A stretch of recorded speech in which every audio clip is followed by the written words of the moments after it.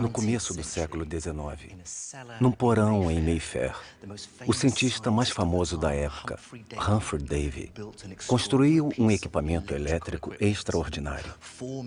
Com 8 metros de comprimento no total e contendo pilhas de ácido e metal mal cheirosos, o equipamento foi criado para bombear eletricidade numa quantidade que nunca havia sido alcançada.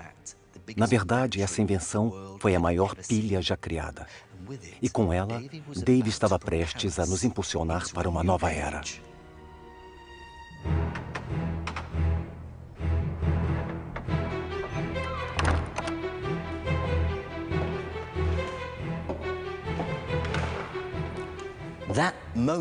Essa experiência aconteceu durante uma aula no Instituto Real, diante de centenas de londrinos ilustres. Ansiosas, essas pessoas lotaram o auditório na esperança de testemunhar uma nova e palpitante maravilha elétrica. Mas o que elas viram naquela noite foi algo muito especial. Algo que elas nunca mais esqueceriam. Usando apenas 2 bastões de carbono simples, Humphrey Davy estava prestes a liberar o verdadeiro potencial da eletricidade.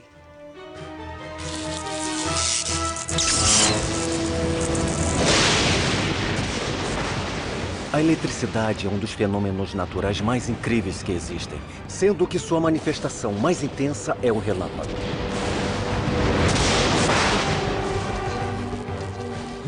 Esta é a história de como começamos a sonhar com formas de controlar essa força natural primitiva e de como conseguimos dominá-la. Vamos contar a história de 300 anos de saltos alucinantes na imaginação e experimentos extraordinários. Dezenas de milhares de volts passaram pelo corpo dele para chegar até a extremidade da lâmpada que ele segurava. Vamos contar a história de gênios rebeldes que usaram a eletricidade para iluminar as cidades e promover a comunicação além-mar e através do ar. Eles a usaram para criar a indústria moderna e a revolução digital. Mas, neste documentário, vamos contar a história dos primeiros cientistas que começaram a desvendar os mistérios da eletricidade. É como se houvesse algo vivo nela. Eles estudaram um elo curioso entre a vida e a eletricidade. Construíram instrumentos estranhos e possantes para criá-la e até conseguiram domar os relâmpagos.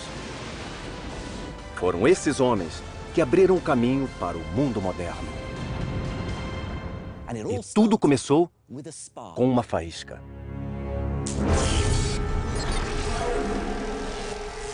A história da eletricidade. Episódio 1, a faísca.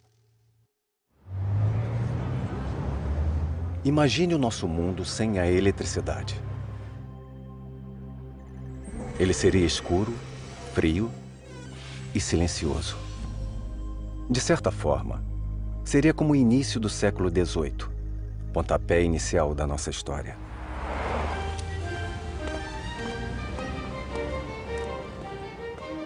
Essa é a Sociedade Real de Londres. No início do século XVIII, depois de um bom tempo vivendo isolado, Isaac Newton finalmente pôde assumir o comando da instituição após a morte de seu arqui-inimigo, Robert Hooke. Newton deu cargos importantes às pessoas do seu círculo para ajudá-lo a se manter na presidência. O novo responsável pelas demonstrações da instituição era Francis Hauksbee, de 35 anos. Os registros da Sociedade Real do ano de 1705 revelam as dificuldades que Hauksbee enfrentou para deixar sua marca nas reuniões semanais, criando experimentos espetaculares para impressionar os mestres.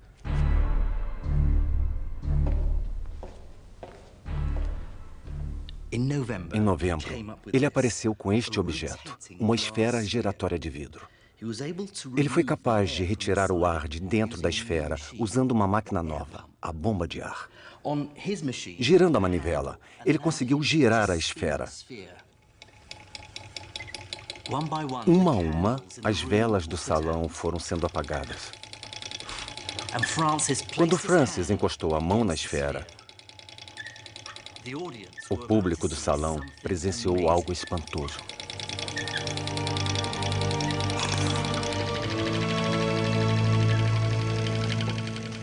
Dentro da esfera de vidro, uma luz estranha começou a se formar, dançando em volta da mão de Francis. Era uma luz que ninguém jamais havia visto. Vejam que coisa incrível. A luz azul faz o contorno da minha mão e depois circunda a esfera. É como se houvesse algo vivo nela. É difícil compreender porque aquela luz azul dançante foi tão importante. Mas é preciso ter em mente que, naquela época, fenômenos naturais como esse eram atribuídos à ação de Deus. Naquela época, até mesmo na teoria de Newton, era crença comum que Deus intervinha o tempo todo no funcionamento do mundo. Então fazia todo sentido as pessoas interpretarem fenômenos naturais como atos de Deus. Então, o fato de um mero mortal se intrometer nos assuntos de Deus quase escapava totalmente à compreensão racional. Hawksby jamais tomou conhecimento da importância do seu experimento. Ele perdeu interesse na esfera luminosa e passou os últimos anos da vida criando experimentos ainda mais espetaculares para Isaac Newton testar suas outras teorias. Hawksby jamais notou que deu início a uma revolução elétrica.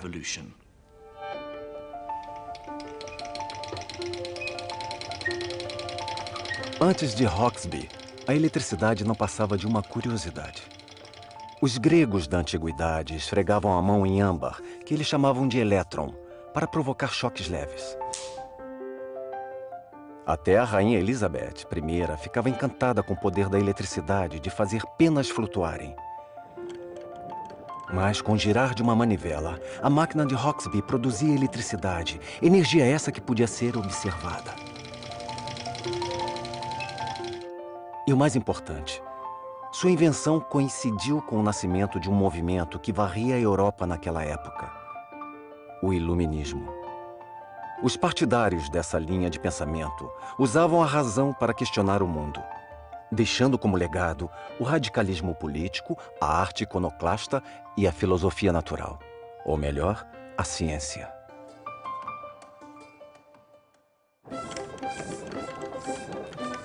Ironicamente, a nova máquina de Hawksby não foi adotada de imediato por esses intelectuais, mas por ilusionistas e mágicos de rua.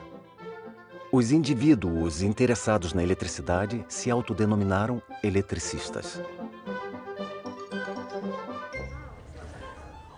Vamos contar um fato ocorrido durante um jantar que teve como convidado um conde austríaco. O eletricista presente pôs penas sobre a mesa e, em seguida, usando um guardanapo de seda, aplicou carga elétrica a um bastão de vidro. O eletricista impressionou os convidados ao levantar as penas usando apenas o bastão. Depois, aplicou uma carga elétrica a si mesmo, usando uma das máquinas de Hawksby. E saiu distribuindo leves choques entre os convidados, para o deleite de todos. Mas o destaque da apresentação foi o momento em que ele colocou um copo de conhaque sobre a mesa, reaplicou a carga elétrica em si mesmo e conseguiu acender uma chama no copo com a ponta do dedo. Existia um truque conhecido como beatificação elétrica. Nele, a vítima se sentava numa cadeira de material isolante. Eles colocavam uma coroa de metal sobre a cabeça da pessoa sem encostar. Em seguida, a coroa era eletrificada, produzindo uma descarga elétrica em volta dela e ficava igual a uma auréola. Daí o nome do truque, beatificação elétrica. Conforme a Inglaterra e o resto da Europa demonstravam um interesse cada vez maior pela eletricidade, os espetáculos foram ficando cada vez maiores. E os eletricistas mais curiosos passaram a se fazer perguntas. Como podemos deixar nossas apresentações maiores e melhores? Mas também como vamos conseguir controlar essa força espantosa? Outros questionavam se o fogo elétrico poderia servir para algo mais além do entretenimento.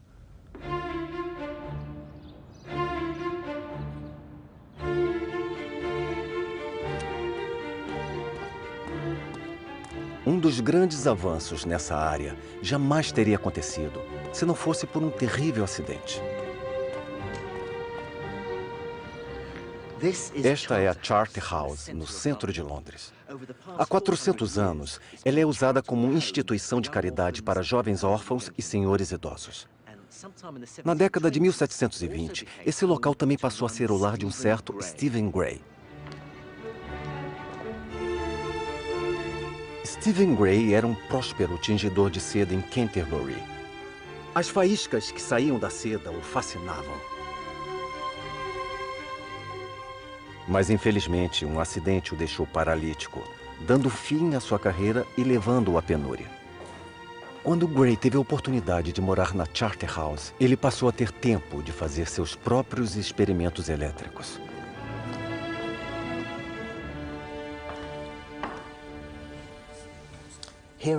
Aqui na Charterhouse, provavelmente neste salão, Stephen Gray construiu uma moldura de madeira. Na parte de cima, ele prendeu 2 balanços usando cordas de seda. Ele também contava com um dispositivo igual a este, uma máquina de Hawksby, para gerar eletricidade estática. Diante de uma grande plateia, Gray pediu a um dos órfãos residentes da casa para se deitar nos balanços. Gray pôs folhas de ouro diante do menino.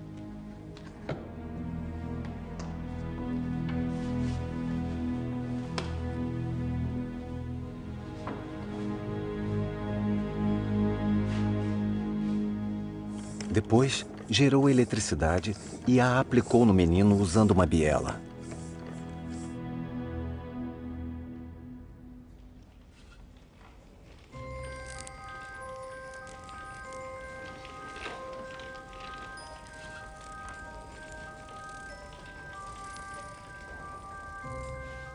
As folhas de ouro e até mesmo penas saltaram na direção dos dedos do menino. Algumas pessoas da plateia disseram que conseguiram ver faíscas escapando da ponta dos dedos. Foi um verdadeiro show.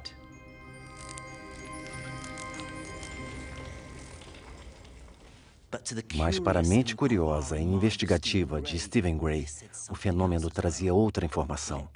A eletricidade podia se mover. Ia da máquina até o corpo do menino através das mãos dele. Só que ao chegar à corda de seda, ela não passava mais. Ou seja, o misterioso fluido elétrico passava através de alguns materiais, mas de outros não.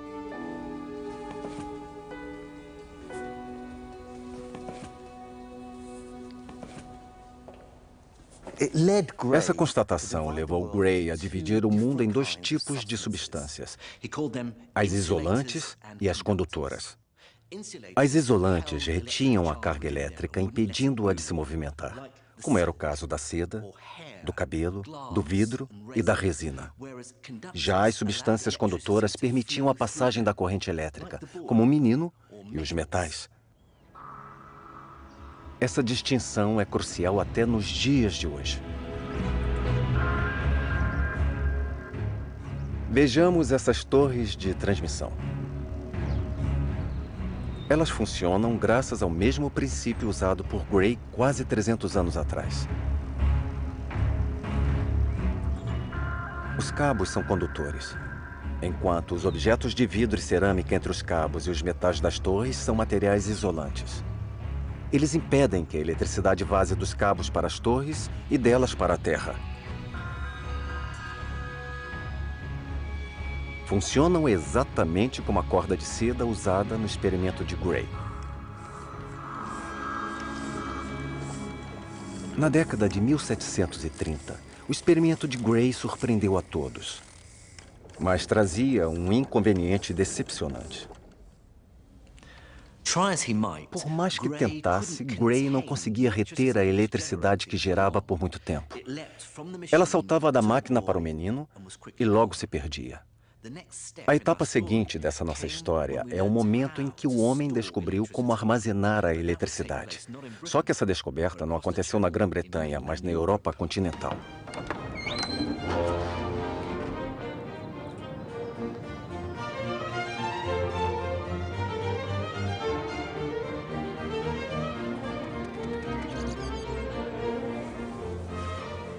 Do outro lado do Canal da Mancha, os eletricistas viviam tão atarefados quanto os colegas britânicos. Um desses centros de pesquisa ficava aqui em Leiden, na Holanda. Foi aqui que um professor criou uma invenção vista por muita gente como uma das mais importantes do século XVIII. De uma forma ou de outra, essa invenção pode ser encontrada em quase todo dispositivo elétrico atual. Esse professor era Pieter van Musschenbroek. Ao contrário de Hauksbee e Gray, Musschenbroek nasceu no meio acadêmico.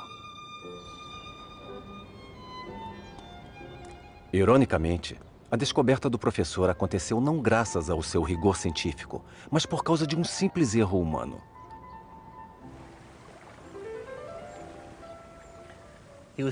Ele vinha tentando encontrar uma forma de armazenar a carga elétrica para suas demonstrações. Seus raciocínios eram tão intensos que quase dava para ouvir o momento em que ele tentou chegar à resposta.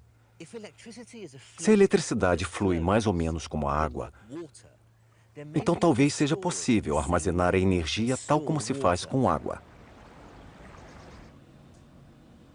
Musschenbroek foi ao laboratório para tentar criar um dispositivo de armazenamento de eletricidade.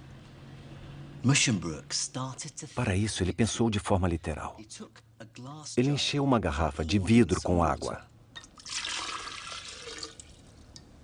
Depois, colocou dentro da água um fio condutor ligado pela parte de cima a uma máquina elétrica de Hauksbee. Em seguida, pôs a garrafa sobre um material isolante para ajudar a manter a carga elétrica dentro dela. Depois, ele tentou mandar para dentro da garrafa a eletricidade que estava produzindo na máquina através do fio que havia mergulhado na água. Mas, por mais que tentasse, a carga elétrica não permanecia dentro da garrafa. Um dia, por acidente, ele se esqueceu de pôr o isolante debaixo do recipiente, mas aplicou a carga mesmo assim e ainda por cima segurando a garrafa.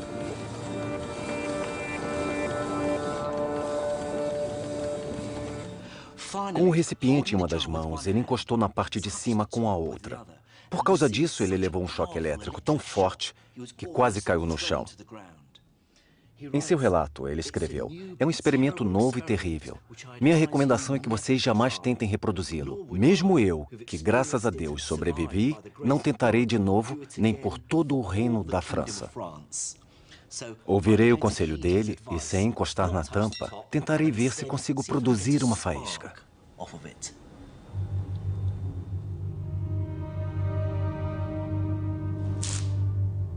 A força da eletricidade que saiu da garrafa de água foi maior do que qualquer coisa vista antes. O mais surpreendente foi que a garrafa conseguiu armazenar a eletricidade durante horas e até dias. Assim, em homenagem à cidade onde Musschenbroek fez sua descoberta, o recipiente recebeu o nome de Garrafa de Leiden. Sua fama se alastrou pelo mundo. De forma muito rápida, a partir de 1745 até o final da década, a notícia sobre a garrafa de Leiden se espalhou mundo afora. Vai do Japão, no Extremo Oriente, até a Filadélfia, nos Estados Unidos. O fato se tornou uma das notícias que se espalharam mais rapidamente pelo mundo.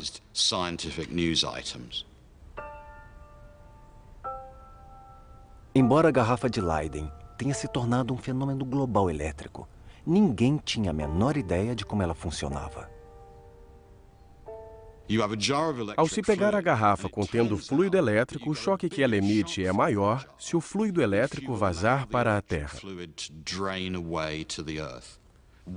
Por que o choque é mais forte quando a garrafa está vazando? Por que ele não é mais forte se todo o fluido elétrico continuar dentro da garrafa? Foi assim que os pensadores da eletricidade de meados do século XVIII encararam o desafio. Sem dúvida, a eletricidade era uma maravilha sensacional. Ela liberava choques e faíscas, podia se deslocar e ser armazenada. Mas o que ela era, como funcionava e por que fazia aquelas coisas todas, ainda continuava sendo um grande mistério.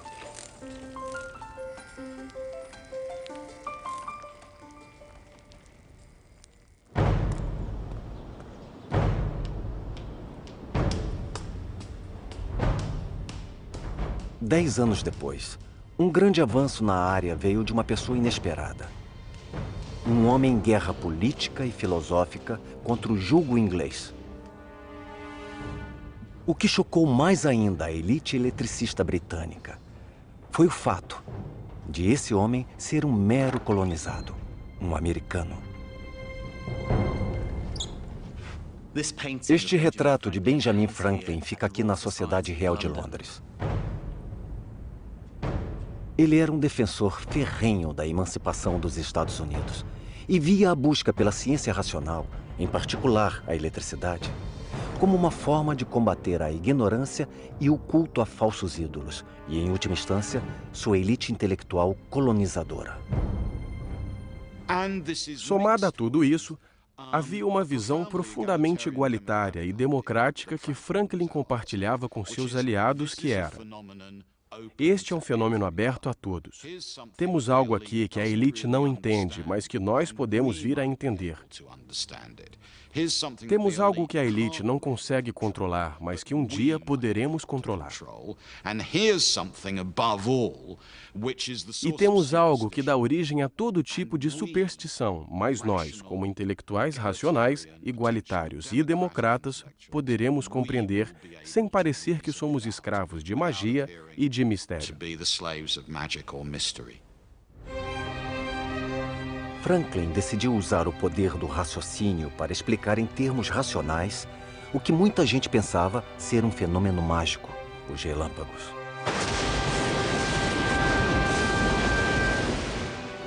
Esta talvez seja a imagem científica mais famosa do século XVIII.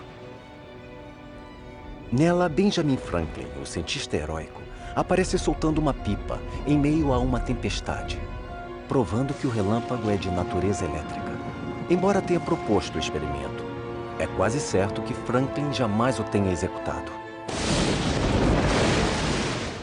O mais provável é que o experimento mais importante de Franklin até tenha sido uma proposta dele, mas jamais foi executado por ele. Na verdade, o experimento nem foi realizado nos Estados Unidos. Ele foi executado aqui, no pequeno vilarejo ao norte de Paris, chamado Marly-la-Ville.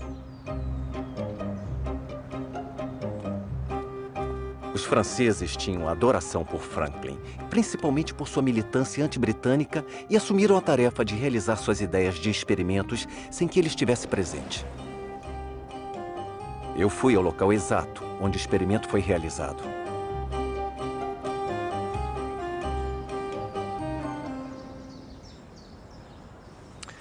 Em maio de 1752, Georges-Louis Leclerc, conhecido na França como Conde de Buffon, e seu amigo Thomas François d'Alibard ergueram um poste de metal com 12 metros de altura, 2 vezes mais alto que este aqui, mantido em pé por 3 aduelas de madeira do lado de fora da casa de d'Alibard, aqui em Marly-la-Ville.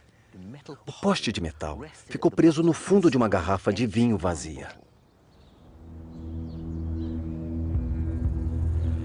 A ideia de Franklin é que o poste iria capturar o relâmpago, passá-lo através do bastão de metal e depois armazená-lo dentro da garrafa vazia, que funcionaria como uma garrafa de Leyden. Aí sim ele poderia confirmar o que era mesmo um relâmpago. A única coisa que esses seguidores franceses precisavam fazer era aguardar a próxima tempestade. No dia 23 de maio, o céu se abriu. Às 12 horas e 20 minutos, ouviu-se uma forte trovoada quando o relâmpago atingiu a extremidade do poste. Quando um dos assistentes foi correndo até a garrafa, uma faísca escapou do metal até o dedo dele, fazendo um barulho alto e soltando um cheiro forte de enxofre que lhe queimou a mão. A faísca revelou a verdadeira natureza do relâmpago. Ele era da mesma eletricidade que o homem também conseguia criar. É difícil precisar a importância desse momento. a natureza fora dominada. Além disso, a ira de Deus tinha sido controlada pelo homem. Não deixava de ser um tipo de heresia. O experimento de Franklin foi muito importante por provar que as tempestades com relâmpagos produzem ou são produzidas por eletricidade e que é possível trazê-la para o solo. A eletricidade é uma força da natureza esperando para ser usada. Depois disso, Franklin voltou seu pensamento racional a outra pergunta. Por que a garrafa de Leyden produzira faíscas maiores ao ser segurada na mão? Por que a eletricidade não se esvaíra toda? De sua experiência bem-sucedida como homem de negócios, Franklin observou algo que ninguém havia percebido. Assim como o dinheiro depositado em um banco, a eletricidade pode funcionar como um crédito, que ele chamava de positiva, ou como débito, que seria negativa. Para Benjamin Franklin, o problema da garrafa de Leyden é uma questão de contabilidade. Ele dizia que todo o corpo tem, em volta de si, uma atmosfera elétrica e que todos os corpos têm uma quantidade natural de fluido elétrico. Caso essa quantidade seja grande, dizemos que o corpo é positivo. Se for pequena, dizemos que é negativo. E a natureza se organiza de uma forma tal que os positivos e negativos estão em constante busca de equilíbrio, como seria a economia ideal dos Estados Unidos. Segundo Franklin, a eletricidade seria uma carga elétrica positiva, sempre buscando anular a carga negativa. Para ele, isso explicaria o mistério da garrafa de Leyden.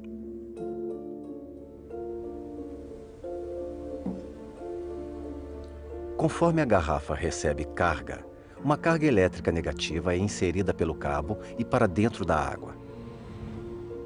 Se a garrafa estiver em cima de um material isolante, uma pequena quantidade se acumula na água.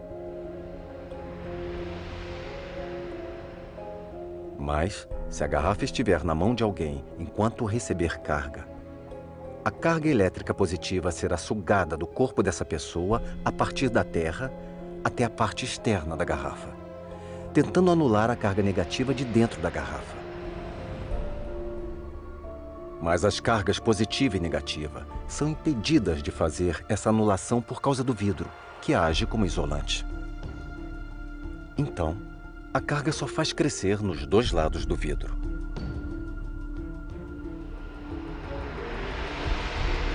Encostar na parte de cima da garrafa com a outra mão fecha o circuito, permitindo que a carga negativa da parte interna passe pela mão para a parte positiva do lado de fora, finalmente anulando-a.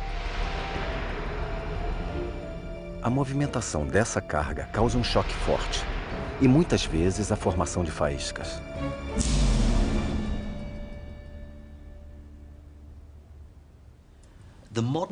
O equivalente moderno da garrafa de Leyden é isto aqui, o capacitor. Ele é um dos componentes eletrônicos mais comuns que existem. Ele pode ser achado em toda parte. Há vários circuitos minúsculos espalhados na placa de um computador. Eles ajudam a desobstruir oscilações elétricas, protegendo assim componentes sensíveis até mesmo nos circuitos elétricos mais modernos.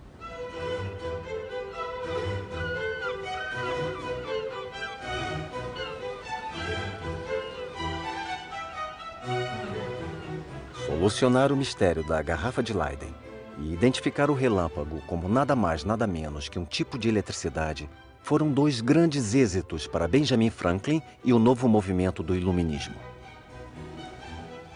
Mas as forças mercantilistas e comerciais que ajudaram a alimentar o iluminismo estavam prestes a lançar um mistério elétrico novo e ainda mais desconcertante. Um tipo totalmente novo de eletricidade.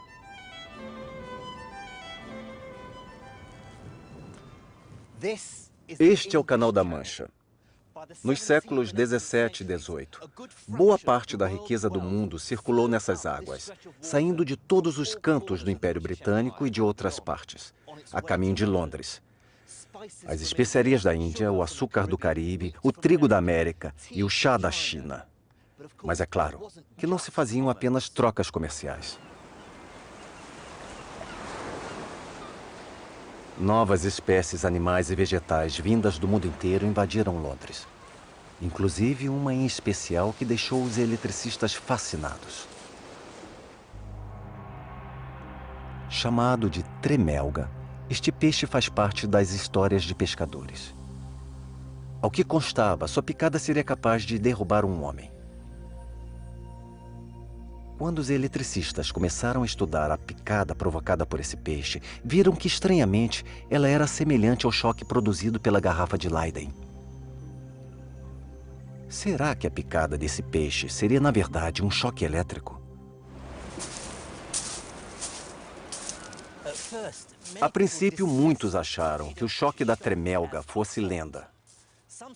Alguns diziam que provavelmente era apenas a picada do peixe, enquanto outros afirmavam que não poderia ser um choque, porque sem faísca não era eletricidade.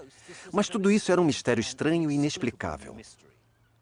Os segredos do peixe tremelga só começaram a ser desvendados graças a algumas mentes mais excêntricas e geniais da comunidade científica britânica.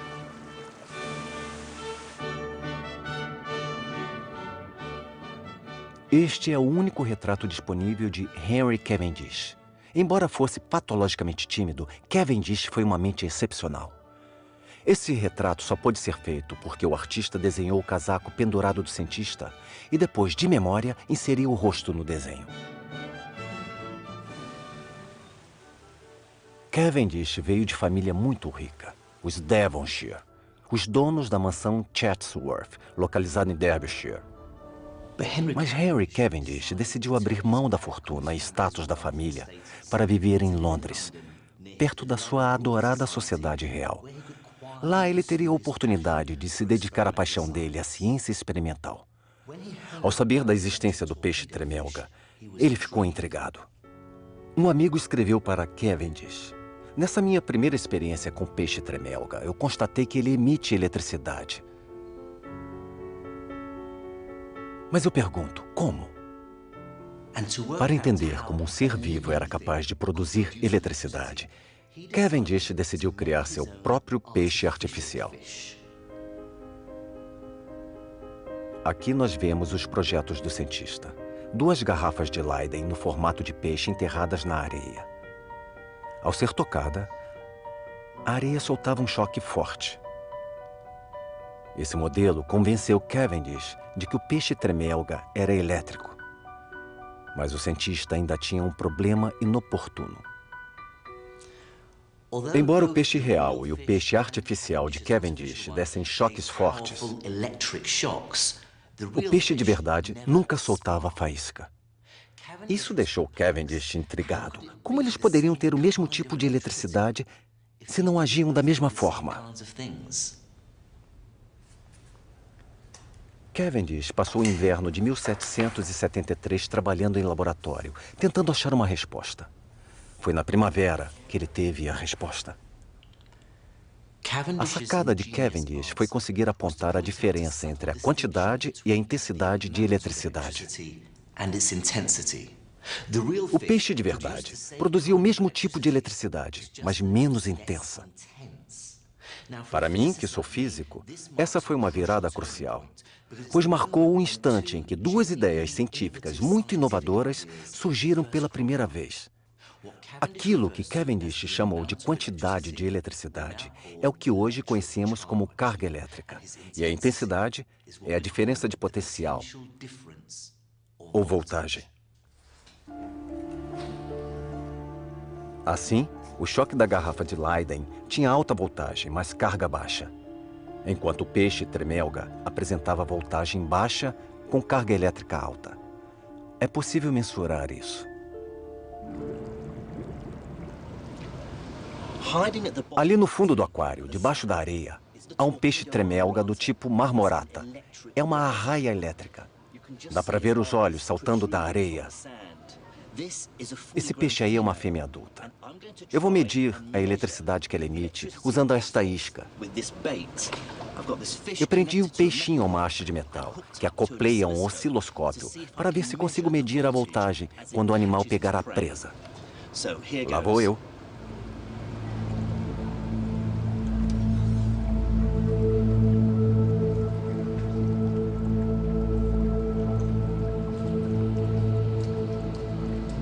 Oh, there's one. Já teve um.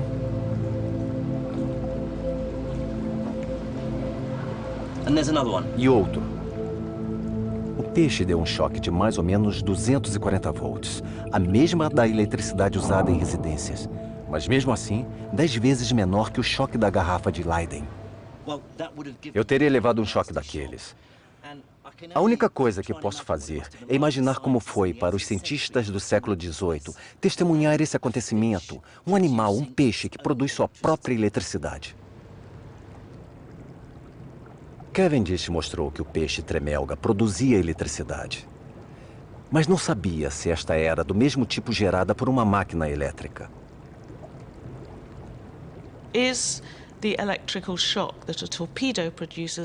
O choque que o peixe dá é o mesmo choque emitido por uma máquina ou são tipos diferentes? Será que existe uma eletricidade gerada artificialmente e outra que só é gerada em seres vivos? Esse é um debate que dividiu opiniões por décadas.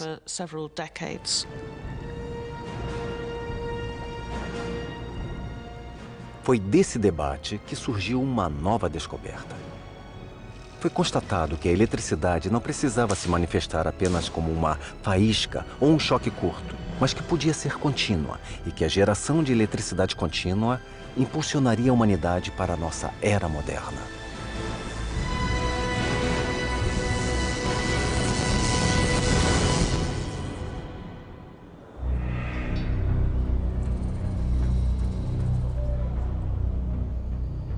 Mas a etapa seguinte na história da eletricidade veio à tona por causa da forte rivalidade profissional e pessoal entre dois acadêmicos italianos.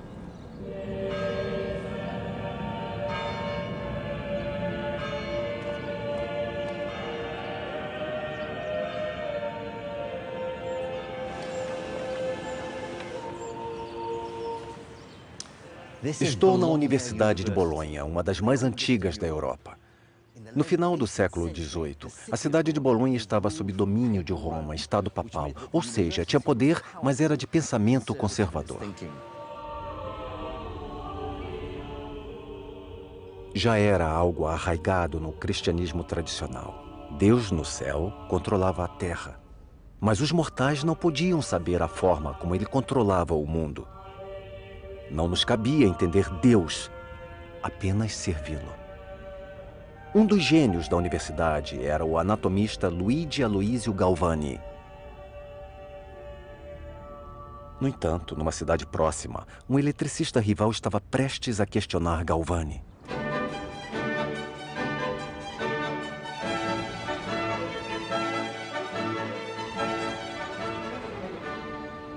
Estamos em Pavia, a 240 quilômetros de Bolonha.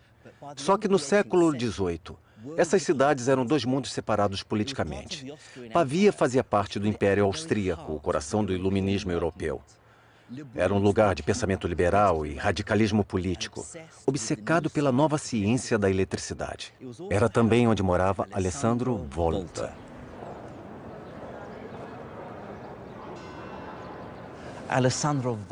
Alessandro Volta era muito diferente de Galvani.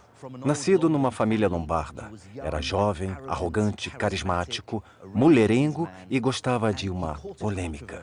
Ao contrário de Galvani, Alessandro Volta gostava de exibir seus experimentos em palcos internacionais para qualquer plateia.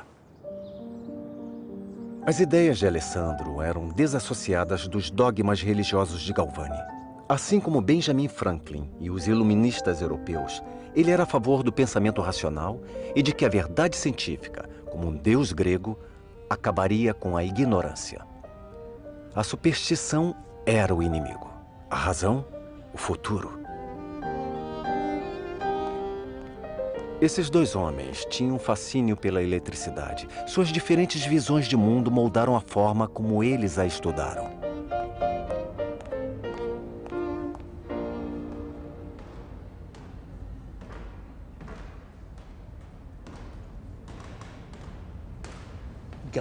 Galvani tinha interesse no uso da eletricidade nos tratamentos de saúde.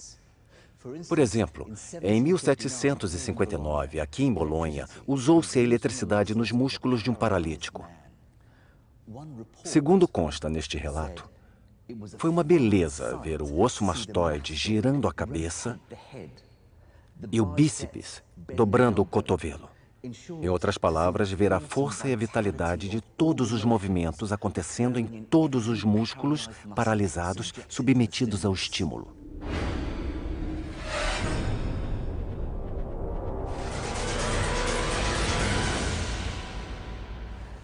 Galvani acreditava que esses exemplos mostravam que o corpo humano funciona usando a eletricidade animal.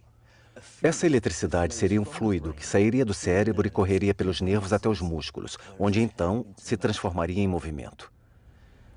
Para provar essa hipótese, ele criou uma série de experimentos terríveis.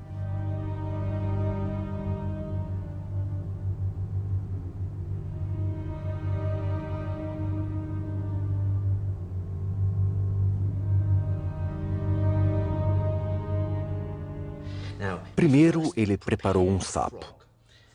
Segundo o relato escrito dele, o sapo estava sem pele, sem as vísceras. Só os membros inferiores mantinham-se juntos graças aos nervos crurais. No meu caso, eu mantive meu sapo quase intacto, mas deixei os nervos que ligam as pernas à vista. Depois, ele usou a máquina elétrica de Hauksbee para gerar uma carga eletrostática, que depois de se acumular, passaria neste braço e cairia no fio de cobre.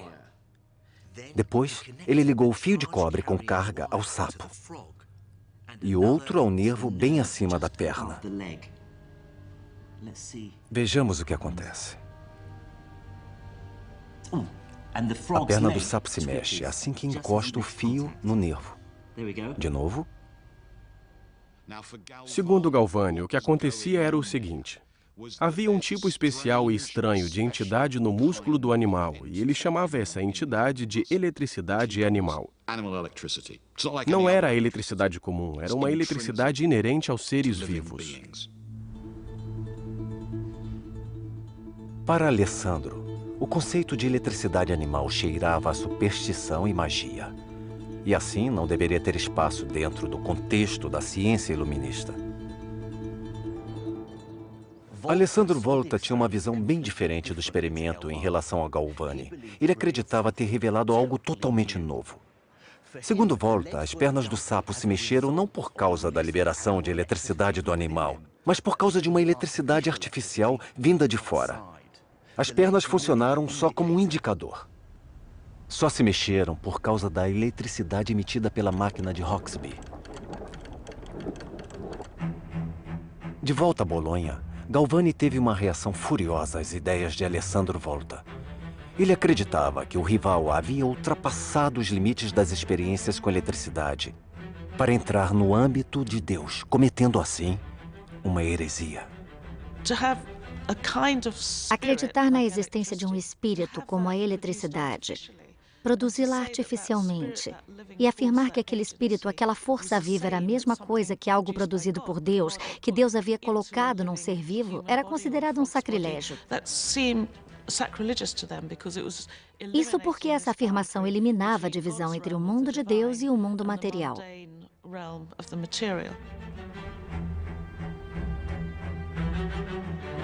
Estimulado pela indignação religiosa, Galvani anunciou resultados de uma série de novos experimentos. Segundo ele, os resultados desmentiriam Alessandro Volta. Durante um experimento, ao pendurar os sapos no arame, ele viu algo totalmente inesperado.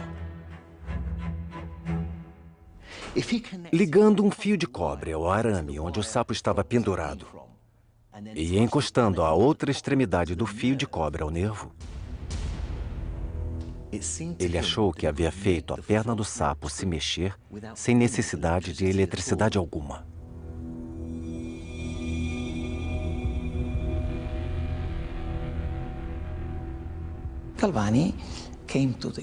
Galvani concluiu que deve ter sido algo dentro do sapo, mesmo morto, que continuou produzindo eletricidade após a morte do animal. E que, de alguma forma, os arames estavam liberando essa eletricidade. No mês seguinte, Galvani focou seus experimentos ao isolamento dessa eletricidade animal usando combinações de sapo, arames, garrafas de Leyden e máquinas elétricas. Segundo Galvani, essas experiências provavam que a eletricidade vinha de dentro do sapo. Os músculos do anfíbio eram as garrafas de Leyden, que acumulavam fluido elétrico e depois o liberavam abruptamente. No dia 30 de outubro de 1786, Galvani publicou suas descobertas no livro De Animale Electricitate, ou Da Eletricidade Animal. Galvani tinha tanta confiança nas suas novas ideias que mandou uma cópia do livro para o rival Volta. Só que Alessandro não acreditava no conceito de eletricidade animal defendido por Galvani. Ele acreditava que a eletricidade tinha que vir de outra fonte. Mas de onde?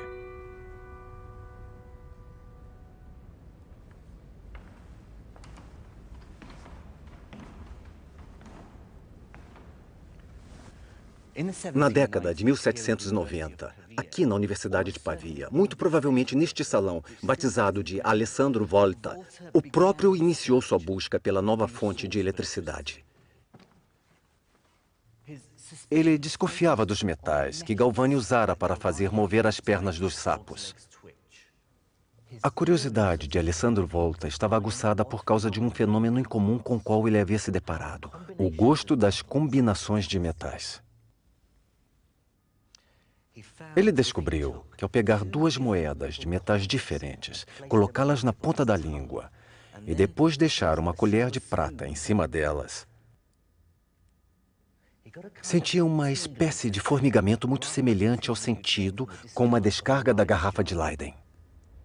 Volta concluiu que era possível sentir o gosto da eletricidade e que ele devia ser o resultado do contato dos metais diferentes das moedas e da colher. Sua teoria foi um tapa na cara de Galvani. A perna do sapo se mexeu não por causa da eletricidade do animal, mas por causa de uma reação à eletricidade dos metais. Só que a eletricidade gerada pelas moedas era muito fraca. Como daria para deixá-la mais forte?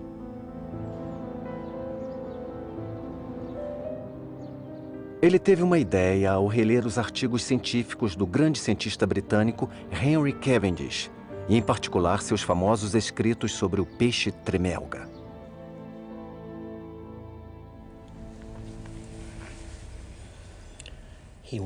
Ele decidiu estudar o peixe tremelga mais a fundo, principalmente os padrões repetidos das cavidades no dorso do animal.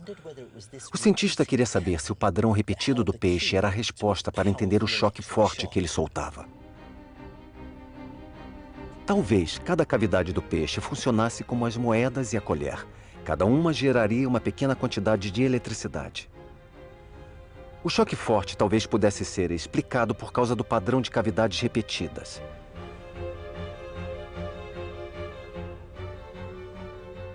Botando cada vez mais fé nas suas novas ideias, Volta decidiu contra-atacar, construindo sua própria versão artificial do peixe tremelga. Ele copiou o peixe tremelga, repetindo o padrão do animal, mas usando metal. Vejamos como ele fez. Ele pegou uma chapa de cobre e pôs em cima um papel embebido em ácido diluído. Depois pegou outra chapa de metal e pôs em cima. Isso que ele fez era exatamente a mesma coisa que os dois fios de Galvani. Mas agora, Volta repetiu o processo. Ele empilhou chapas de metal. Na verdade, sua invenção ficou conhecida como pilha.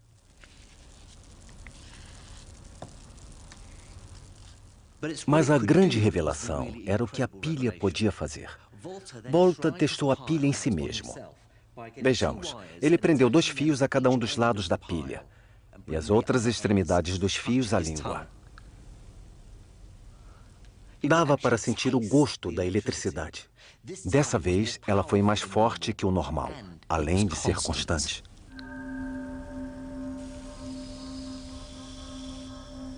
Foi assim que Alessandro Volta criou a primeira pilha. A máquina não era mais elétrica e mecânica, Ela era somente elétrica. Ele provou várias coisas. Provou que uma máquina que imitasse o peixe podia funcionar. Provou que o contato de metal ou eletricidade dos diferentes metais funcionava e que, assim, ele vencia a polêmica com Galvani. As pilhas do Alessandro Volta mostraram que era possível criar todos os fenômenos da eletricidade animal sem a presença dos animais. Do ponto de vista do Alessandro Volta, Galvani estava enganado, pois não haveria nada de especial na eletricidade dos animais. Ela nada mais é que eletricidade e pode ser imitada usando a pilha artificial.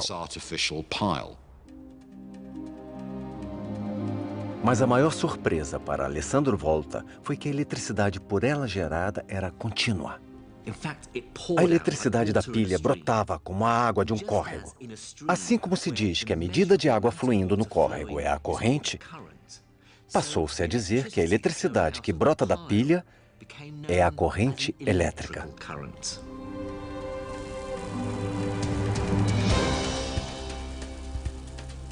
"200 anos depois de Alessandro Volta, finalmente entendemos o que é a eletricidade de fato.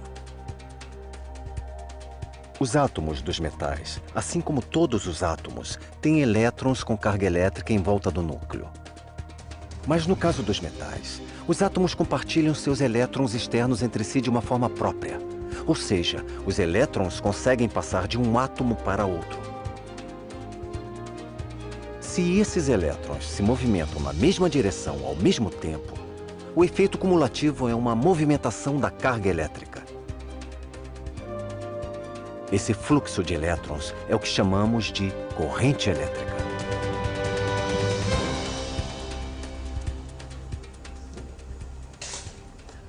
Semanas depois de Volta a publicar os detalhes da pilha que havia criado, outros cientistas estavam descobrindo uma coisa impressionante que o invento poderia fazer.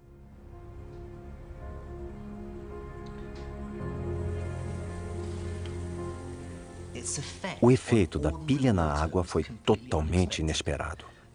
O fluxo constante de carga elétrica na água fez com que ela se desmembrasse nos componentes que a formam, os gases oxigênio e hidrogênio.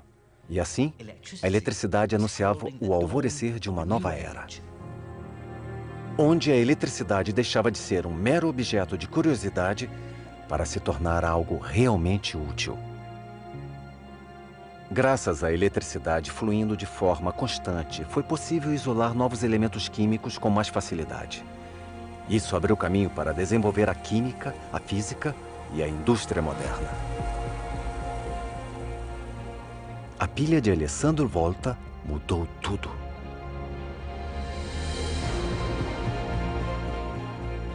Transformou seu criador em celebridade internacional, reconhecido pelos ricos e poderosos.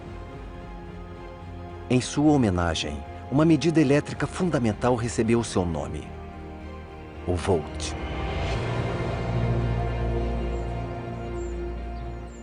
No entanto, o rival de Alessandro não aceitou bem a derrota.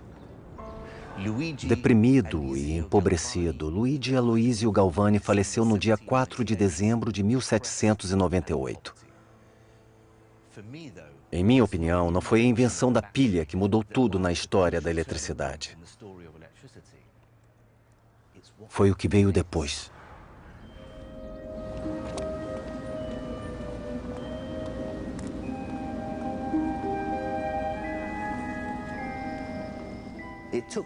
O fato ocorreu no Instituto Real de Londres. Esse momento marcou o fim de uma era e o início de outra. O acontecimento foi supervisionado por Humphrey Davy. Ele foi o primeiro de uma nova geração de eletricistas jovens, presunçosos e fascinados pelas possibilidades oferecidas pela corrente elétrica contínua. Em 1808, ele construiu a maior pilha do mundo. Ela ocupava uma sala inteira no subsolo da Sociedade Real e tinha mais de 800 pilhas voltaicas grudadas. Ela deveria chiar e soltar fumaça com cheiro de enxofre. Numa sala iluminada por uma tecnologia secular, velas e lâmpadas de óleo, Dave ligou a pilha a 2 filamentos de carbono e uniu as pontas. O fluxo constante de eletricidade da pilha, passando pelos filamentos, saltou o espaço vazio, fazendo surgir uma faísca constante e de brilho muito intenso.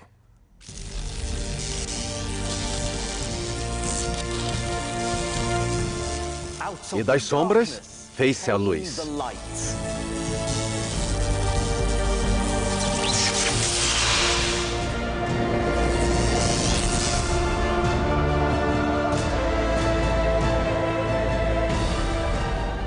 O arco elétrico de Dave simboliza o fim de uma era e o início da nossa era. A era da eletricidade.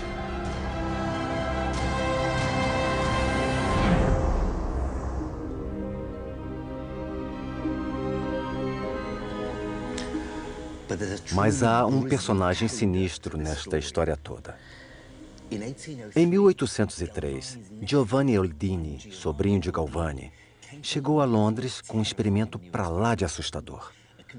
Um assassino condenado chamado George Forster tinha acabado de ser enforcado na cidade de Newgate. Depois de retirado da forca, o corpo foi levado diretamente para o auditório, onde Oldini começaria sua obra macabra. Usando uma pilha voltaica, ele começou a aplicar uma corrente elétrica ao cadáver do condenado. Depois, ao inserir um condutor elétrico no ânus do cadáver e o outro na parte de cima da coluna vertebral, o corpo flácido de Forster ficou em posição ereta. A coluna se arqueou e se contorceu. Por um instante, Oldini teve a impressão de que o cadáver tinha ganhado vida.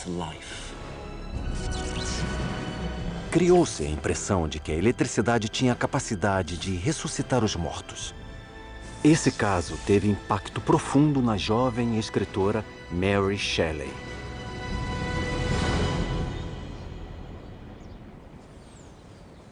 Mary Shelley escreveu uma das histórias mais impactantes e permanentes de todos os tempos. Passado em parte aqui no Lago de Como, Frankenstein conta a história de um cientista galvanista, provavelmente inspirado em Eugene, que dá vida a um monstro usando a eletricidade. Depois, enojado com sua arrogância, ele abandona a criatura. Assim como o arco elétrico de Dave, o livro simboliza a mudança nos tempos. O fim da era de milagres e romance e o início da era da racionalidade, da indústria e da ciência.